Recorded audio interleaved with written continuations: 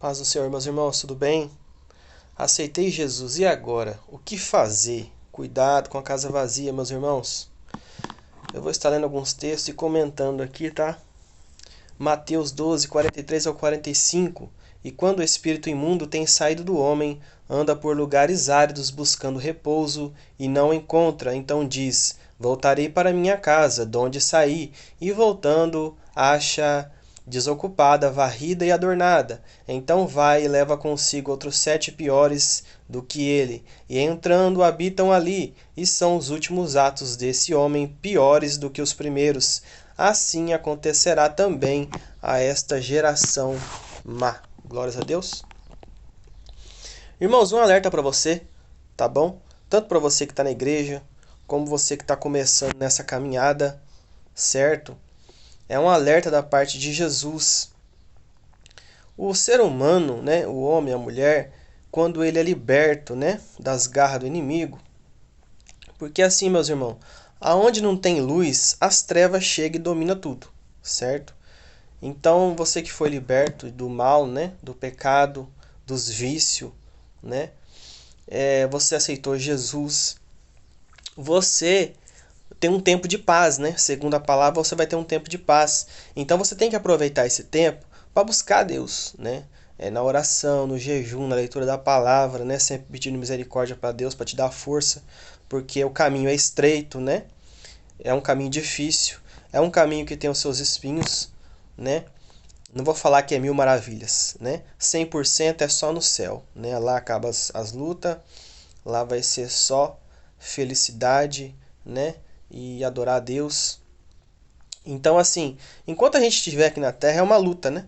Principalmente quando você aceita Jesus. Quando você está no mundo, é tudo normal, é tudo de boa. Você pode fazer o que você quiser, né? Pode viver a vida do jeito que você quiser. E o inimigo, ele não está preocupado com isso. Ele não está preocupado porque você está fazendo a vontade dele. A partir do momento que você não está buscando a Deus, você não está orando, você não está jejuando, você não está lendo a palavra, você não está se santificando, você não está negando as coisas do mundo, você automaticamente está fazendo a vontade do inimigo. Né? Porque o propósito da palavra de Deus, se fosse para a gente levar a vida de qualquer jeito, não existiria a Bíblia, né? Para nos aconselhar, para nos alertar. Né? Mas como existe a Bíblia, a gente tem que viver pelo que a palavra ensina, né? Que é a palavra de Deus. E aqui fala que o inimigo, quando ele sai da pessoa, né? Que nós somos chamados de casa, né?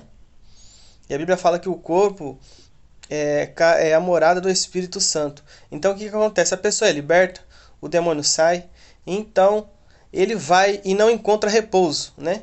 Aí ele volta e vê a casa limpa, vê a casa arrumadinha, né? E vê que tá tudo belezinha, aí ele vai e busca outros 7, né?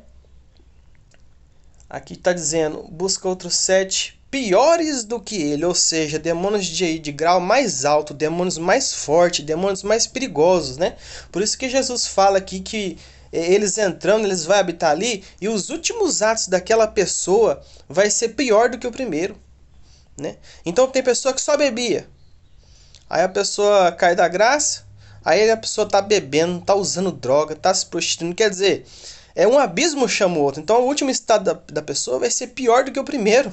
Ela vai cometer mais pecado, vai cometer mais as coisas feias, mais coisas horríveis. E vai ser mais difícil dessa pessoa voltar. Porque quando a pessoa cai da graça, fica mais difícil de voltar, porque são demônios mais fortes, demônios de grau mais alto, né? E daí são mais pecados. A pessoa já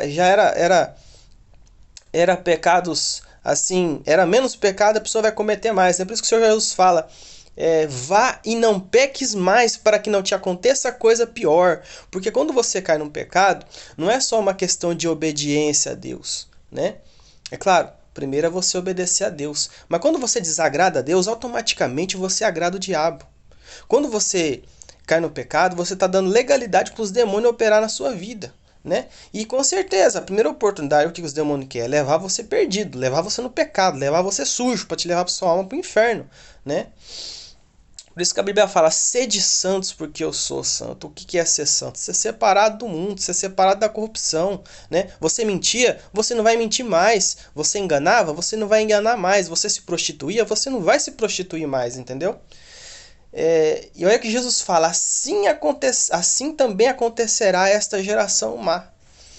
Então a pessoa aceita Jesus e ela não se esforça para buscar aprender de Deus, a palavra de Deus, a oração, o jejum, buscar a misericórdia de Deus, ela vai continuar no mesmo caminho mal, né? Ela vai continuar sendo uma pessoa mal. Às vezes, aos olhos humanos, aquela pessoa é trabalhadora, uma pessoa honesta, uma pessoa que ajuda alguém que precisa, né? Mas aquela pessoa não renunciou ao mundo, né? Aquela pessoa não está andando em sinceridade com Deus. Aquela pessoa, às vezes, está até com vários pecados ocultos, que aos olhos humanos a pessoa não vê, mas ocultamente está cometendo coisas que desagradam a Deus. Mateus 7, 24 a 27. Todo aquele, pois, que escuta estas minhas palavras e as pratica, assemelhá-lo-ei ao homem prudente que edificou a sua casa sobre a rocha. E desceu a chuva, e correram rios, e assopraram vento, e combateram aquela casa, e não caiu, porque estava edificada sobre a rocha. É o caso de Jó, né? Você viu a situação que Jó passou, né? Chegou as dificuldades, chegou a luta, chegou o dia mal, né? Mas Jó suportou, foi fiel e Deus honrou ele, né? E aquele que ouve estas minhas palavras e não as cumpre, compará-lo-ei ao homem insensato que edificou a sua casa sobre a areia, e desceu a chuva, e correram rios, e assopraram ventos, e combateram aquela casa, e caiu, e foi grande a sua queda. Porque quando você aceita Jesus, você está subindo no mundo espiritual, você está se aproximando de Deus. Porque quando você aceita Jesus, você está fazendo a vontade de Deus, né? E aí você vai buscando, você vai crescendo na vida espiritual, no mundo espiritual. E se você não vigiar, o inimigo vem e ele te derruba, né? Por isso que aqui fala, e combateram aquela casa e caiu, foi grande a sua queda, né? Então você tem que buscar, nesse tempo de paz, edificar sua casa sobre a rocha, que é a palavra de Deus, que é os ensinamentos de Jesus, né? Para quando vinha as provas, vinha a tentação, você combateu o mal com a palavra de Deus, porque foi assim que Jesus venceu o diabo no deserto, com a palavra de Deus, né?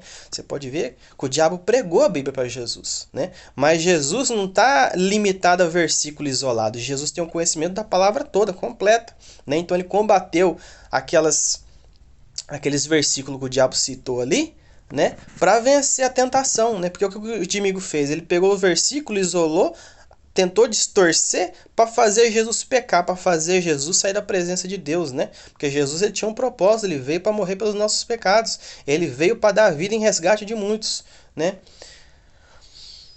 Atos 5:32, olha que interessante. E nós somos testemunha destas coisas, e bem assim o Espírito Santo que Deus deu àqueles que lhe obedecem. Deus não vai dar o Espírito Santo para qualquer pessoa, que leva a vida de qualquer jeito, que não se preocupa com a palavra de Deus, que não se esforça para agradar a Deus. Deus não vai dar o Espírito Santo para qualquer pessoa. Então nós somos chamados de casa. A pessoa é liberta do mal, né? Deus limpa, purifica, limpa a casa, limpa a nossa casa completamente, o interior, o exterior, o corpo, a alma e o espírito. Deus limpa, Deus purifica, né?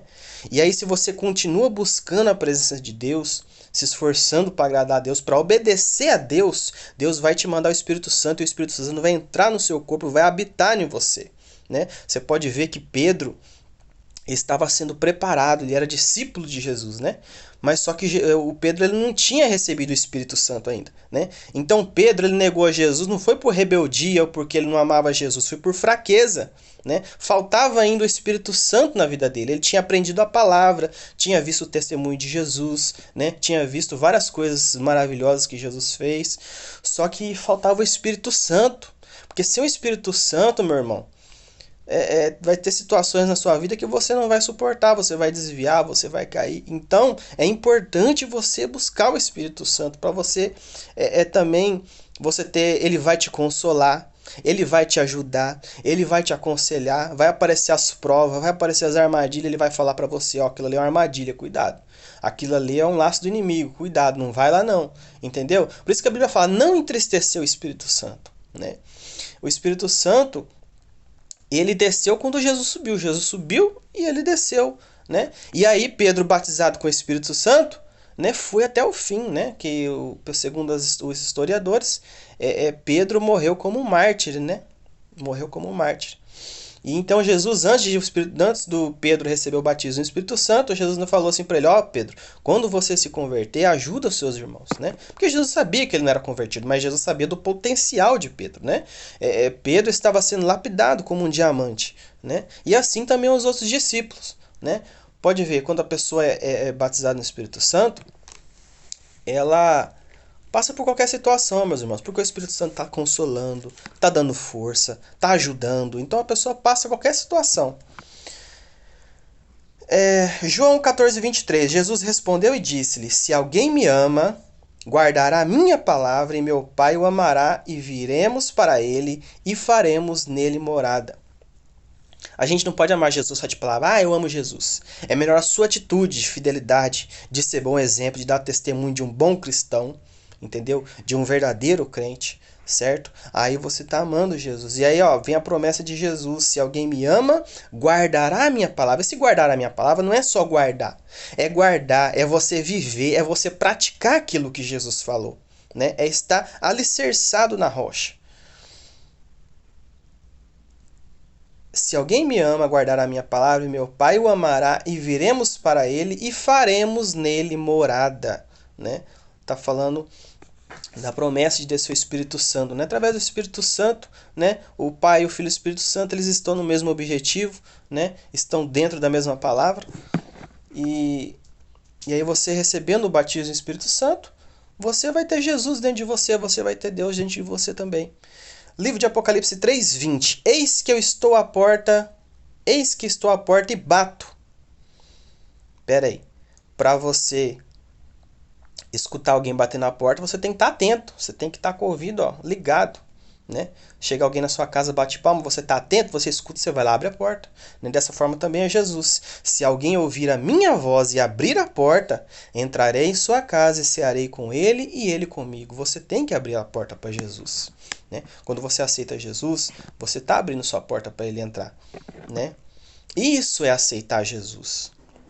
Agora o inimigo não, o inimigo ele arromba a porta, ele arromba a janela, né? Ele vem, que nem um ladrão, ele arromba a sua casa, né? Agora Jesus não, Jesus é educado, você tem que abrir a sua porta, você tem que querer, você tem que receber Jesus na sua vida, você tem que ser algo particular seu, você tem que ter essa decisão, ter essa atitude, entendeu? Então é isso, meus irmãos, você que está começando na caminhada, que aceitou Jesus, né? Vai buscar Deus, vai ler a Bíblia para você aprender qual que é a vontade de Deus, né? A boa, perfeita vontade de Deus.